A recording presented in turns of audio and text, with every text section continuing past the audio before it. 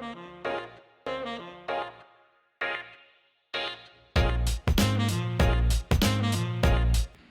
guys, it's Decolation, and today we're back on the Factory 5 Hot Rod truck. Brian here, a little sneak peek. Did a little bit of painting off camera. Yeah, ooh. I don't think you guys want to watch me paint, but today there's some thingies that are things that go in this little general area right here that I've been kind of waiting for like since I got the thing. It's getting done. All right, so yeah, we're gonna work on the suspension, the front suspension today, and this thing's really gonna look like a car at that point.